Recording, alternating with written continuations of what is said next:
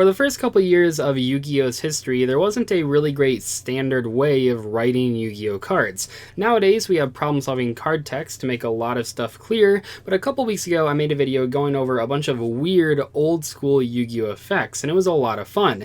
But then I realized that there were so many other cards that had weird effects back in old-school Yu-Gi-Oh! The comment section of that video had a bunch of fantastic suggestions for a sequel and what cards I could include, so I figured because I just loved so many of the suggestions that I would just go ahead and make another video. So if you haven't seen the first one, I will link it at the end of this one. You don't have to watch the first one to understand this one, but basically I'm just going to go over a bunch of older school effects and then compare and contrast them to how they're written in 2020. Oh, and by the way, this video is not meant to compare or contrast old school Yu-Gi-Oh versus new school Yu-Gi-Oh. It's only focusing on how the text on the actual cards have changed over the years, because that's one thing most players agree on has gotten a lot better. The first card that I want to talk about in today's video is Mask of Restrict, and once again I want to give the warning here that many of these old school cards in today's video with their original text, they're going to look pretty low quality because there's not that many good scans of them. Anyway, the original Mask of Restrict is pretty funny. This is one of the most highly requested cards in the last video. It says no matter what the situation, neither player can offer any monster as a tribute. A lot of people get a kick out of the no matter what the situation, which admittedly is pretty funny. Now in the most recent printing of Mask of Restrict, not only is the text a lot shorter, but also they changed one small thing. The most recent version of this card simply says neither player can tribute cards. What's the difference here? Well, obviously it doesn't have to say no matter the situation because that's completely unnecessary, but the change in the effect here is that you can't tribute cards while Mask of Restrict is on the field, whereas the original version only specifies you can't tribute monsters. Now, I don't know when the first card got printed that could tribute back row, but obviously people think of things like the true Draco archetype where their entire design is based around tributing spells and traps.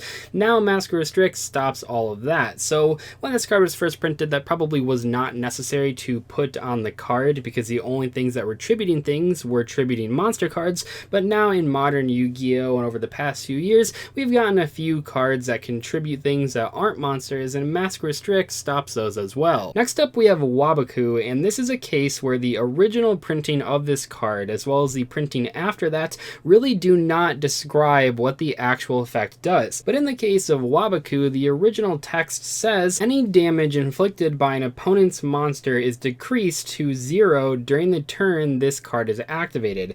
Now that might sound like a normal effect, and you know what? If you don't know what it's supposed to do, it probably does look normal. Most people would read this card and say, okay, any damage inflicted by an opponent's monster is decreased to 0 during the turn this card is activated. Well, that makes sense, right? If my opponent has a Blue Eyes White Dragon and attacks over my 2000 attack monster, I'm going to take 1000 damage, but if I use this card, I'll take 0 damage because all the damage inflicted by monster cards is reduced to 0.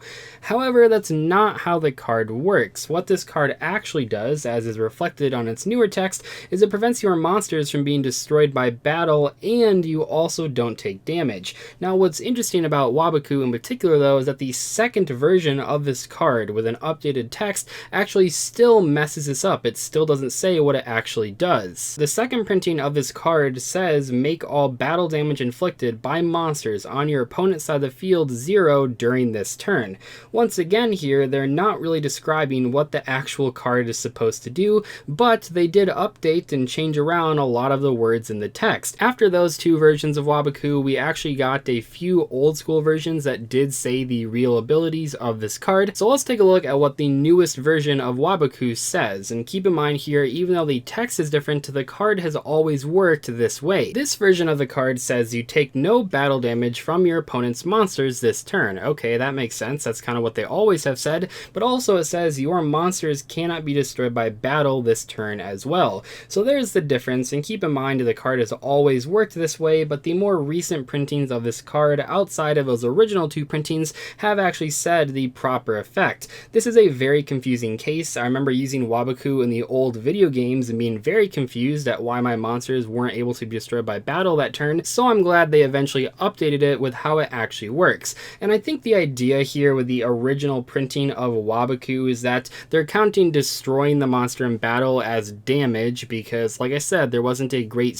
standard for writing Yu-Gi-Oh cards back in the day, but I think even a lot of old school players were pretty confused when they first read the card and learned that it protects from battle. And oh man, who could possibly forget all of those old school piercing monsters that were written in a very strange way. I think that the way that piercing is written even nowadays isn't concise enough, but let's take a look at the original version. So for example, this is on a lot of cards, but we'll take a look at Air Knight Parshath.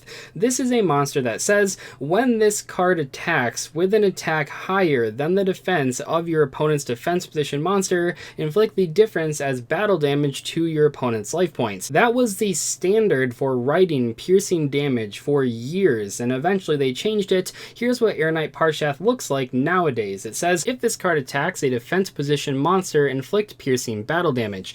Now here's the thing, is that a lot shorter? Yes. Does that make a lot more sense? Absolutely. However, I'm actually going to argue here that I think it could be even less words. I think all you really need to say on any card with piercing battle damage is, this card has piercing battle damage. I don't think you have to clarify, if this card attacks a defense position monster, then the piercing battle damage kicks in. Piercing is one of the keywords that Konami has added into Yu-Gi-Oh over the years. I also think back to when they added banish into effects instead of remove from play. It's a lot easier seeing if a card banishes or if a card has piercing battle damage compared to how those effects used to look. Here's an example of an effect that actually did change, and this is a card that I don't really see get brought up that often when people are talking about old school Yu-Gi-Oh effects getting changed. I actually had no idea that this printing of Dust Tornado even existed. So the original version of Dust Tornado says this: destroy one magic or trap card on your opponent's side of the field. That part is still the same, but then it says you can then set one magic or trap card from your hand. This card can only be activated if it is a quick play magic card. So what is that last part trying to say? Well, it's trying to say, I think, that you can't use a card you set with Dust Tornado that turn unless it is a quick play magic card. That actually doesn't make sense though, because quick play magic cards, if you set them, they have to wait a turn to be used, just like a normal trap card. But where this card gets really confusing is that it makes it seem like if you set a trap card or any other type of spell card with Dust Tornado, then you can never activate it ever again for the rest of the duel, which isn't how Dust Tornado is supposed to work. That last part of the effect was never seen again, by the way, because the very next printing of Dust Tornado and all of the ones after that never mentioned that part ever again. The most recent printing of Dust Tornado says, target one spell/trap card your opponent controls, destroy that target, then you can set one spell or trap card from your hand. A lot easier to read here, of course, but more importantly, they took out that third sentence, which was really confusing, and also wasn't how the card was supposed to work in the first place. Giant Germ is another card that I didn't realize had a weird original ability. Now this is a card you've probably seen before. When it gets destroyed by battle and it does a little bit of damage to your opponent, and you can summon 2 more copies of it, but the original text doesn't really make that clear. When this card is sent to the graveyard as a result of battle, inflict 500 points of direct damage to your opponent's life points. That part's a little wordy, but so far so good. The problem is the next sentence, which says you can also take cards of the same name from your deck and special summon them to the field in face-up attack position. The deck is then shuffled. In the last video about this topic, we already spent a little bit of time talking about old school cards saying the deck is then shuffled, so I won't focus on that as much as the other part that's confusing. You can also take cards of the same name from your deck and special summon them in face-up attack position. Well, here's the problem. It doesn't clarify what cards that you have to summon. It doesn't say Giant Germ anywhere in this effect, which means if your opponent didn't know any better, you could maybe try to special summon 3 Blue Eyes from your deck because they all share the same name, and Giant Germ doesn't specify that it has to summon other copies of Giant Germ. Now, just like in the case of Dust Tornado, this was immediately fixed with the very next printing, but also let's take a look at the most recent text. When this card is destroyed by battle and sent to the graveyard, inflict 500 damage to your opponent, then you can special summon any number of Giant Germs from your deck and face-up attack position. Like I said though, this is not the first version of Giant Germ that mentions Giant Germ in its effect. Every single version of this card besides the original printing specifically says you have to special summon other copies of Giant Germ. And then we have Toon Dark Magician Girl, which for a little little while was one of the longest card texts in the entire game, probably right up there with Relinquished. And the problem with this card is that there's actually not enough room to put many of the restrictions that other Toon monsters at the time actually had, so they had to improvise and they just removed a couple of those restrictions, which interestingly makes Toon Dark Magician Girl one of the better old school Toon monsters because it has less restrictions. And yes, even though the original version of this card's effect is extremely long,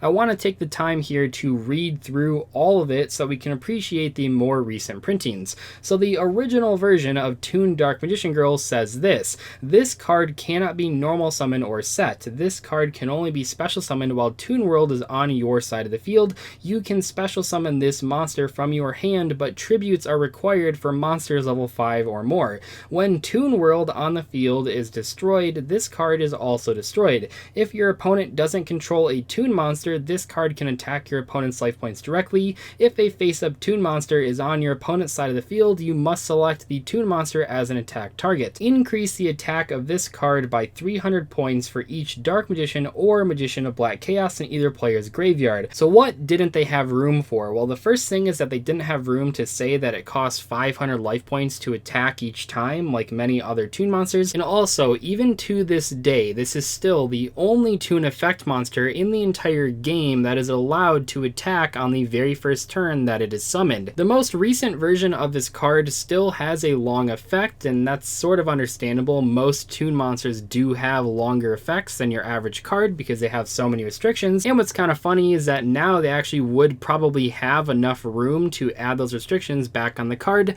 but clearly they don't really care about doing that. So the most recent version of this card says, cannot be normal summoned / set, must first be special summoned from your hand by tributing one monster while you control Toon World. If Toon World on the field is destroyed, destroy this card. Can attack your opponent directly unless they control a Toon monster, in which case this card must target the Toon monster for its attacks. This card gains 300 attack for every Dark Magician or Magician of Black Chaos in either player's graveyard. Still, there's a lot of text on this card, as you can see, but it's a lot more concise. I think where they saved the most amount of words was in the first two sentences, the main summoning condition of the card. That part has been cleaned up a lot compared to the original version. Relinquished is actually very similar. It also had a very long effect in its original printing, but I think reading Toon Dark Magician Girl and Relinquished both in the same video is a little bit too much. I might do even a third installment of this video, believe it or not. I already have like 4 or 5 other cards that I want to talk about, so if you're interested in seeing a third installment of this series, make sure to leave a comment in the comment section below letting me know.